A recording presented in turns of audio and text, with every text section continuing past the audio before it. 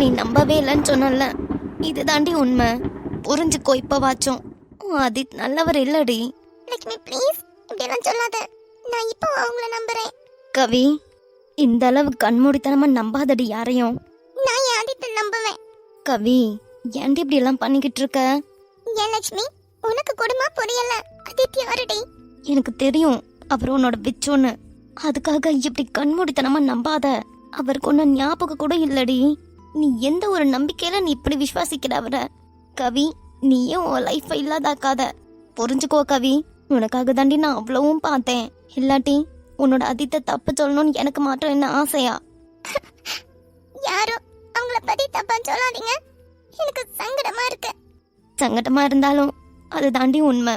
புரிஞ்சுக்கோ கவி. ப்ளீஸ் லக்ஷ்மி, போதும். கவி, அவங்க என்னோட விச்சு.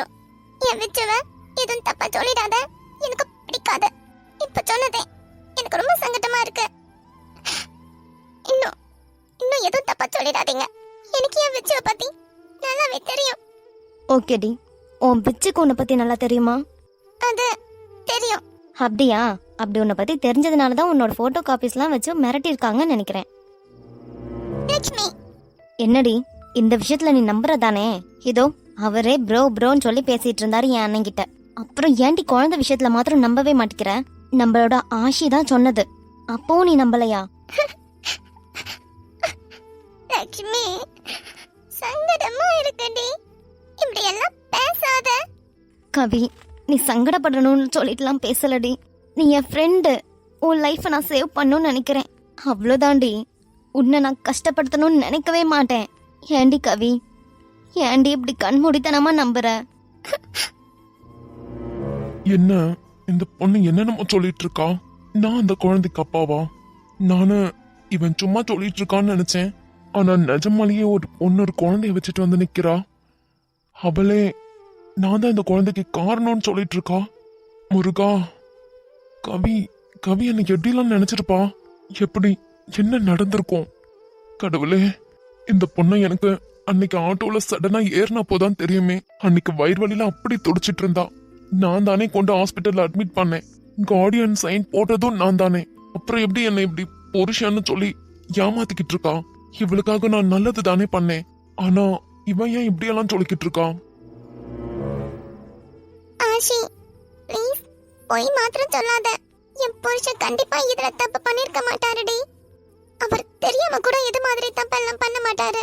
ப்ளீஸ் டி, நாங்க உன்னை தப்பாவே நினைக்க மாட்டோம். நீ எங்க ஃப்ரெண்டுடி. நாங்க கண்டிப்பா உன்னை தப்பா நினைக்க மாட்டோம். உன் லைஃபை நாங்க சேவ் பண்ணுவோம். ப்ளீஸ் டி, சொல்லு. ஆஷி, மன்னிச்சுக்கோங்கடி. சாரி கவி, இந்த குழந்தைக்கு அப்பா ஆதித் இல்ல. பைத்தியம்.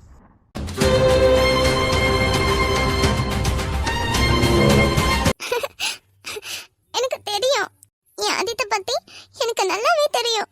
அதனாலதான் நான் துருவி துருவி கேட்டேன். இல்ல, இந்த பொண்ணு சொல்றது யாரும் நம்பாதீங்க. எனக்கு தெரியும், ஆதித் தான் இந்த குழந்தைக்கு அப்பாவே. இவ குழந்தை பிறந்த ஹாஸ்பிட்டல்ல நான் போய் கேட்டு தான் வந்தேன். ஏய் ஆஷி, நீ சொல்றது உண்மைதானேடி? எங்க அண்ணன் ஹாஸ்பிட்டல் எல்லாம் போய் கேட்டிருக்காண்டி. எங்க அண்ணன் என்கிட்ட சொன்னான்டி. உன் பேரெல்லாம் சொல்லலடி.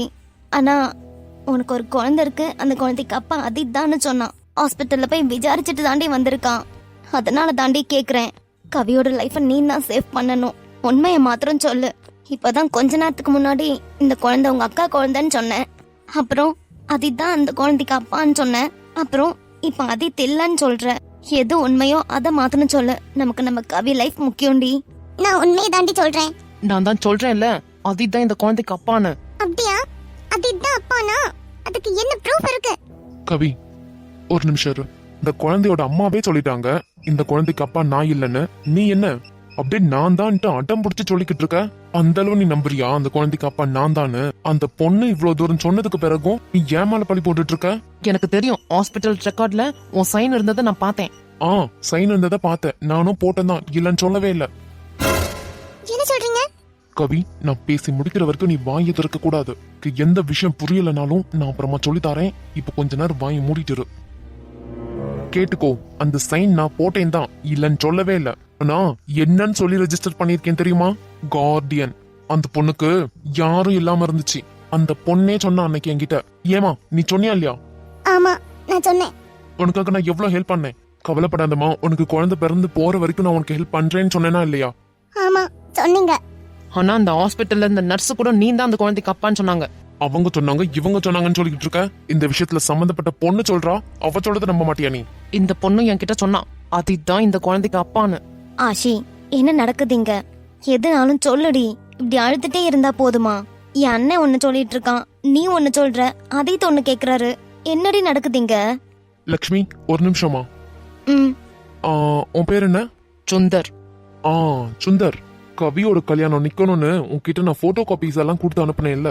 நீ கூட சொன்னியே இந்த போட்டோஸ் எல்லாம் காமிச்சா கல்யாணம் நிக்கும்னு தோணல, அதனால இந்த போட்டோ காப்பீஸ்ல எல்லாம் இன்னும் உங்க 2 பேரையும் ரொம்ப க்ளோஸ்ல காமிச்சு அசிங்கப்படுத்தணும், வல்கராக்கணும்னு சொன்னியா இல்லையா நீ? என்ன? டேய், சீ, நீ எல்லாம் ஒரு அண்ணனா? ஏய் லக்ஷ்மி, நான்லாம் அப்படி சொல்லவே இல்ல. ஏய் ப்ரோ, சொல்லலன்னு போய் சொல்லாத. இந்த காப்பீஸ் எல்லாம் நல்லா வல்கரா மாத்தி முதல்ல கொண்டு போய் மாப்பிள்ளை கிட்ட தான் காமிப்பேன்னு அசிங்கமா சொன்னியா இல்லையா நீ? ஏய், என்னடா என்னென்னமோ சொல்லிக்கிட்டு இருக்க? அந்த போட்டோ காப்பீஸே நீ கொடுக்கவே இல்ல. நானா கல்யாணத்தை நிறுத்தணும்னு சொல்லிட்டு பண்ணது. இதுல நான் புது கதையை கட்டிக்கிட்டு இருக்க. இந்தா வேலை முடிஞ்சிச்சு. எங்க என் பொண்டாட்டி? என்னடி? நான் பேசவே மாட்டேனே. காதும் கேட்கல, ஒன்னும் கேட்கல. பேசவே மாட்டேனே.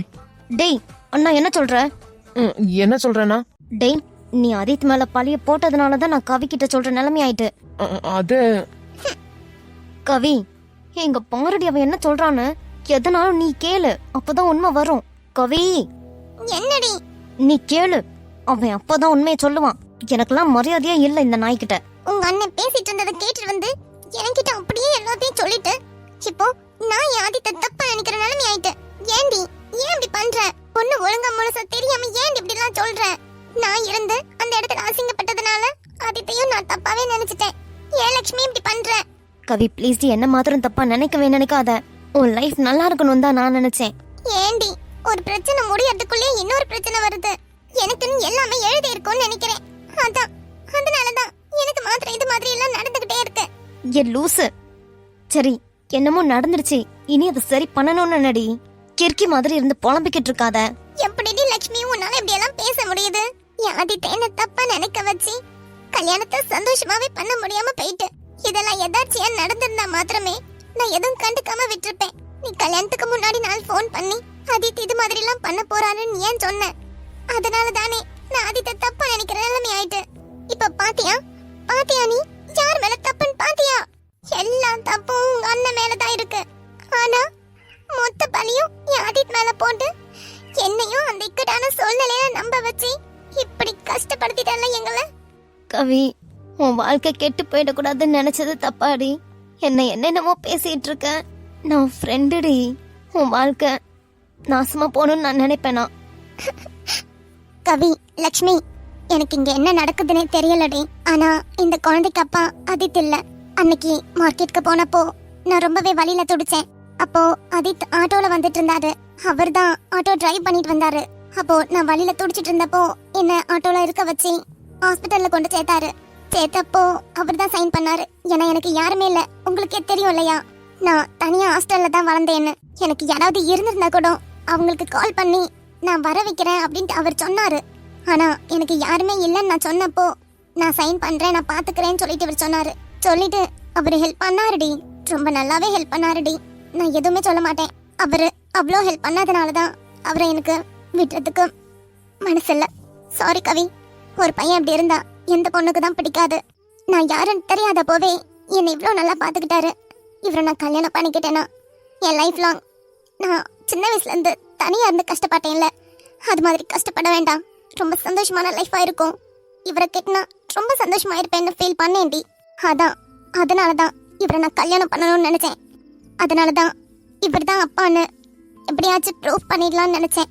அவரு அதுக்கேற்ற மாதிரி ஹாஸ்பிட்டல்ல அப்பான்ற ஸ்தானத்துல தான் கையெழுத்து போட்டுட்டாரு. கார்டியன்ல போட்டேன்னு அவர் தப்பா நினைச்சிட்டு இருக்காரு. அவரு டேடுன்ற இடத்துல தான் சைன் பண்ணாரு. அது அவரே கவனிக்கலடி. ஒரு நர்ஸ் சொல்லவே தான் எனக்கு தெரிஞ்சது. அந்த நர்ஸ் வந்து என்கிட்ட சொல்லிட்டே இருந்தாங்க, உங்க ஹஸ்பண்ட் எங்கன்னு. அவர் இவ்வளவு பண்ணும்போது அவர் என் ஹஸ்பண்ட் ஆக்கிக்கணும்னு நான் நினைச்சதுனால அந்த நர்ஸ் ஹஸ்பண்ட்னு சொன்னப்போ எனக்கு இது தப்பா தெரியலடி. எனக்கு ரொம்ப சந்தோஷமா இருந்துச்சு. ஆனா என் கவியோட வாழ்க்கையை நான் பறிக்கணும்னு நினைக்க மாட்டேன்டி. கவி, சாரிடி. நான் இது வரைக்கும் பண்ண தப்புக்கெல்லாம் மன்னிச்சிடு. ஆஷி, என்னடி என்னென்னமோ சொல்லிட்டு இருக்க? ப்ளீஸ் டி கவி, எதுவும் தப்பா நினைச்சிடாத. நீ என் சூழ்நிலை இருந்து யோசி. அப்போதாண்டி இது புரியும். உனக்கு அப்பா அம்மான்னு ஒரு துணையும் இல்லாம நீ ஹாஸ்டல்ல தான் வளர்ந்த. திடீர்னு உனக்கு ஒரு பேபி ஃபார்ம் ஆயிடுச்சு. அந்த பேபி எப்படி ஃபார்ம் ஆச்சுன்னு கூட உனக்கு தெரியல. ஆனா அந்த குழந்தைக்கு அப்பா யாருன்னு தெரியாம நீ கஷ்டப்படவியா மாட்டியா? அந்த நேரத்துல எவ்வளவு அன்பான ஒருத்தன் வரும்போது உனக்கு ஏத்துக்கணும்னு தோணுமா தோணாதா? ஆஷி, எல்லாரும் மன்னிச்சுக்கோங்க. நான் ஏதோ தப்பா நடந்துக்கிட்டேன். சாரி. ஆனா எப்படிடி இந்த குழந்தை? லக்ஷ்மி, இருக்கட்டுமா? இப்போ நாங்களாம் இருக்கோம் இல்லையா, கேட்க வேண்டாம். நீங்களா மாத்திரம் ஒரு நாள் தனியா இருந்து பேசுங்க. அவங்களுக்கு சங்கடமா இருக்கும் இல்லையா, அதான் சொல்றேன். என்ன மன்னிச்சுக்கோங்க. ரொம்பவுமே செல்ஃபிஷா யோசிச்சு பெரிய தப்பு பண்ணிட்டேன். சாரி. பரவாயில்லம்மா, விடு. யாரும் எதுவும் தப்பா நினைச்சுக்கலனா நான் வீட்டுக்குள்ள போறேன். அதை சொன்ன மாதிரி நீங்க ஒரு நாள் வாங்கடி, நம்ம அப்ப பேசிக்கலாம். ஆஷி, லக்ஷ்மி, என்னென்னமோ நடந்துடுச்சுடி. இப்போ வேண்டாம், நான் அப்புறம் சொல்றேன்.